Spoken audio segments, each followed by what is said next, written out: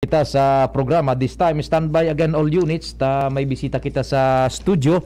Mga kaibigan natin dyan po sa Nav for Sol, sa Naval Station natin dito sa Bicol, sa Southern Luzon, para po sa mga impormasyones na dapat niya itong maisihan manungod sa indang mga aktibidades. Nasa programa tapong yan, bisita natin sa studio si Teniente Rigel Gatarin. Tama po ba, sir?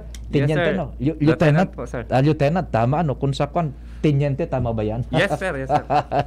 Okay, welcome to the show and thanks sa pagbisita sa DCGB, sir. Yes po, marami pong salamat sa pag-accommodate sa amin po dito. Opo, and isa sa pinaka-disiplinadong branch ng Puwersas Armadas ng Pilipinas ay yung Navy. Sa totoo lang, mula noon hanggang ngayon, isa sa pinakadisiplinadong branch ng Armed Forces of the Philippines ang Philippine Navy. Seldom tayo makabalita na may nagpasaway, lahat gano'n. Talaga sa disiplina, mataas ang level ng Navy. Ano po, Lieutenant Rigel? Tama, Rigel o Rigel? Rigel, sir, Rigel.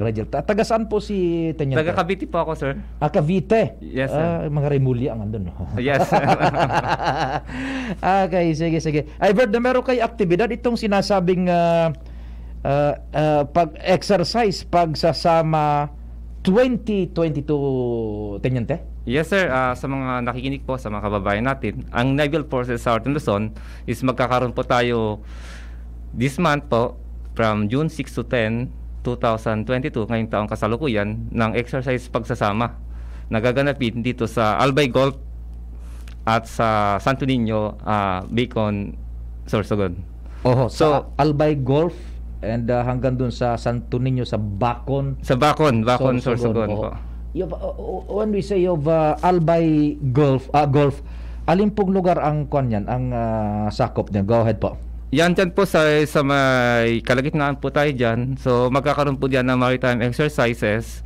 Yung pong maritime exercise pagsasama, yun yung taunang pagsasanay ng Philippine Hukbong Dagat sa atin na kung saan sinasanay natin yung mga laang kawal, yung tinatawag ating reservists, upang ihanda sila sa pagtupad sa kanilang tungkulin, lalong-lalo na sa panahon ng sakuna or kalamidad. Para bang yung parang refresher, military exercise ba ganon? Yes, sir. Parang ganun po siya. So, participants po natin dyan, yung ating mga reservists dito sa Southern Luzon. So, mga participants po natin dyan, yung reservists ng Philippine Navy, not only here in Bicol, but kasama na dyan yung sa Quezon, buong Southern Luzon, excluding lang po yung sa Palawan. Opo. So, kasama po dyan yung Philippine Marines natin, Naval Construction Brigade. May mga barko pa tayo dyan na kasama. Meron din po tayong eroplano at mga other water assets ng Philippine Navy. Opo, pinakikinggan kita, sir, at dito sa ating online namin, may nakikita kami dyan ng mga video. Para bang war exercise, sir? Kasi pinakikinggan, may sabi ko, may aeroplano pa kayong gagamitin, mga water assets and yung land assets natin. Ganun ba ang makikita ng ating mga kababayan? Baka matakot siya, baka may gera na. Ano ba? Ano ba ang mangyari? Sa mga kababayan po na aking nakikinig dito sa subaybay po dito sa DCGB, mapapansin po ninyo yung exercise pagsasama, ginagamitan po natin ng iba't ibang mga assets and platforms ng Philippine Navy, especially yung assets po ng Naval Forces Southern Luzon dito sa ating region. Yan po kasing exercises na yan, yung sinasanay natin ng kahandaan ng ating mga reservists as well as yung mga regular forces kung sa anumang hamon, banta sa kapayapaan, seguridad, and even hamon natin sa pagtugon sa kalamidad. Mapansin niyo po, ginamit natin ng mga barko. Sa exercise po na yan, meron po tayong mga scenarios.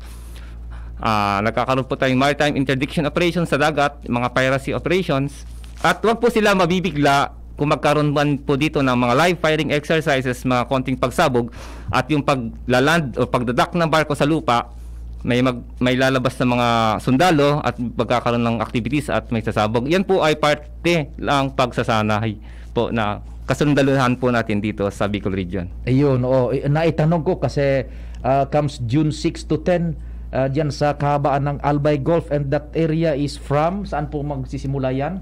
Albay Golf? Yes sir, pag makalampas lang po tayo dito sa may Bukana, banda ng Legazpi Port, malapit lang po dun sa tapat ng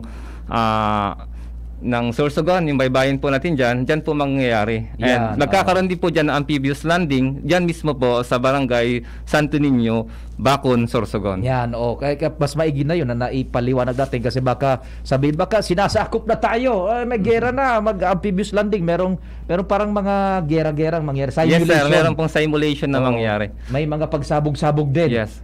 Oo, tsaka may mga eroplano lilipad. Mayroon pong isa tayong NB314, yung Islander ng Philippine Navy, na magpapalipad po tayo doon. Yan, so makikita natin yan sa areas na dadaanan ng pagaganapan ng military exercise na yun. Ano po? Yes po, sir. May sinasabi ka, Tenyente, sir, na parang reservist, ano? Yes, sir, reservist. So, yung mga kwan yan, yung mga wala sa active pero nakareserba lang. Yes, sir. Ang reservist po natin, sila po yung mga tinatawag po natin pag tawag po natin sa Tagalog po niyan is sila ang kawal. So kami po mga regular force sa Philippine Navy, kami po yung regular na sundalo ng Armed Forces of the Philippines. Sila po in case of emergency, yung mga kawal natin reservists, sila po yung ginagamit natin. So ngayon po, sila po yung ating sasanayin upang maging handa po sila sa anumang hamon ng ating ng lugar po. Yan, oo. So itong pagsasama-sama 2022 parang exciting eh. Yes sir, yes kasi sir. Yung military exercise na nalalaman lang natin yung balikatan involving yung US forces and then yung person ng Pilipinas naman. Ito lokal atin ito, Philippine Navy. Maganda tingnan yan ha. Parang may amphibious landing, bababa yung mga sundalo dun sa bumubukang bunganga ng yes sir. Tapos a-assault sila, di ba? Yes sir. Oo, ano bang gagamitin bala? Di baka mga live balang gagamitin? Actually sir, yung gamit po natin is training ammunition, mga blank bullets po yon. Typical na po siya bala, however, wala lang po siyang yung mga lead, yung mga tumatalsik po. So kaya nga po siya tinawag na exercise pagsasama, nagsama po yung regular forces at yung mga laang kawal or yung reservists natin sa exercise. Magpapalipad tayo ng plane, meron bang paratrooper ba na Navy na? Wala pong ganun na mangyayari. Okay. So, kumusta naman ang assets natin dito sa NAVFOR without compromising yung ating capabilities sa makalaban natin? Kumusta ba? Preparado ba tayo? Andyan ba lahat yung kailangan natin? Yes, sir. So far, sir, dito sa atin, sa area of responsibility natin, natutugunan naman natin yung pangangailangan dito ng ating, area. So, meron naman tayong mga territorial defense operations. Yun po yung mga nasa high seas natin dito sa bandang Pacific is nagpapatrolya po tayo dyan. Kasama na rin po dyan yung mga internal waters na pinapatrolya natin. Kagaya po dito sa loob, dito sa may bandang Masbate, sa parting Mindoro, Romblon. Dyan po nagpapatrolya din po yung ating mga barko. Yan, opo. Ito nga exercise, is this an annual activity po? Kasi parang ngayon ko lang maganda itong tingnan maganda itong panoorin. Actually sir, itong exercise na to is annual exercise po to ng Philippine Navy. Actually, ng buong Navy. Napili lang po itong ating area, itong Bicol. Kasi batid naman po natin na ang area ng Bicol is madalas na bisitahin ng bagyo. Maliban pa yan sa lagi nating sinusubaybayan yung mga bulkan like Mayon, yung Taal. Actually, part pa siya ng Southern Luzon na under ng Naval Forces Southern Luzon is binabantay natin. Kaya ang layunin natin ito sa exercise pagsasama is tulungan ang mga laangkawal na lalo maging handa sa hamon ng ating kalamidad dito sa ating lugar. Both yung hamon sa peace and order, yung maintaining peace, internal peace, and yung ating depensa sa mga galing sa labas na mga mga kalaban, and yung pagtulong natin in times of calamities. Yes, sir. Maliban po sa pagtatanggol natin dito sa ating lugar dito, saka ano po yung tawag ng security at kapayapaan, isa rin sa layunin ng exercise pagsasama is maipaabot natin sa ating mga, lalo na sa malalayong lugar. Kaya namin napili yung Bacon, Sorsogon. Malalayo po kasi sila na maipaabot ang ibang mga proyekto ng pamahalaan. Sa exercise pagsasama, meron po diyang gaganapin ng mga medical mission. Opo. After po ng exercise ng amphibious landing, medical mission, kasama po sa medical mission yung mga libreng tuli. Yes, mga bata, kung ikaw ay... schedule ako. Kahit matanda, sir, walang problema. Kailangan siguro natin palakol. Actually, sir, sa medical mission, hindi lang po yung regular na doktor na military, meron po din dyan yung mga reservist natin na mga doktor. So, magagaling po yun sila. Kasama na rin po dyan yung dental.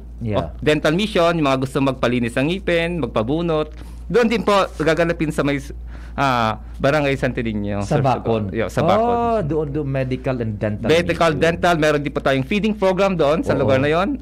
Brigada Eskwela, meron din po tayong free legal assistance kung gustong magtanong sa may kilalaman sa legal na aspeto. Doon po, meron din po tayong mga dialogue sa Fisher Folk. So talagang isang nakapackage na po yung ating exercise na yun. So pera nung ating capability sa defense both internal and outside aggression, yung tulong natin sa mga kababayan andyan Okay, in times of calamities, yung kailangan na sa medical, dental andun, legal andun pa Yes, sir. Okay. So kung may dagdag ka pa, Teniente, go ahead. Nasa sayong oras. Go ahead po. Sa mga kababayan namin, nagpapasalamat kami sa pamumuno sa ngalan ng aming pinuno, Commodore Jose Maria Ambrosio Espileta. Kami ay nagpapasalamat sa inyong pakikinig at muli po, inaanyayahan po namin kayo sa mga kababayan na suportahan po ang exercise pagsasama ngayong pong 06 to 10 ng June 2022 dito po sa Albay Golf at sa Sorsogon po. Maraming nagpapasalamat. Asahan po ninyo na ang inyong hukbong dagat ay laging maghahanda at magsisikap upang kayo ay aming mapaglingkuran. At isa pa po, at nagpapasalamat po kami sa DCGB sa pagkakataon binigay niyo sa amin upang maipaabot ang mensaheng ito sa ating mga mamayan. Alam naman po namin ang laki ng lawak ng inyong station sa ating dito sa Bicol. Marami pong salamat marami pong salamat sa DCGB. Mabuhay po ang DCGB, mabuhay ang Hukbong Dagat ng Pilipinas, mabuhay pa tayong lahat. Okay, thank you so much Lieutenant Rigel Gatarin ng Philippine Navy. Yung kasama natin si anong rango ni sir? Seaman First Ronda. Saan bang ronda mo ngayon? So mabuhay din kayo sa Navy. Di ba meron parang sigaw yung Navy? Huya! Huya! Yun. Mabuhay ang Philippine Navy and good luck sa inyong gagawing activity pagkasama-sama. 2002 comes 06 June hanggang 10 ngayong taong 2022. Yes, maraming sir. salamat po. Mabuhay ang Philippine Navy. Thank you so much. Sir. Mga tugang si Teniente Gatarin kang Philippine Navy, Nav for Sol sa satuyang programa niya na pagkaaga. Mabuelta po ang programa Pakaliis kan mga patalastas Bareta Sinibapa. Tagapagtanggol ng kapuluan. Pagbantay ng ating karagatan.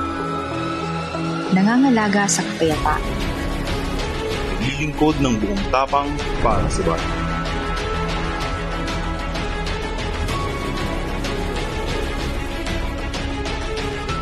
Namumuno ng may dangal at katwiran.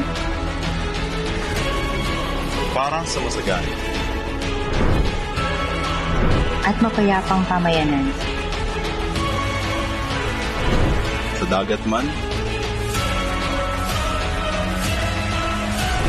lupa,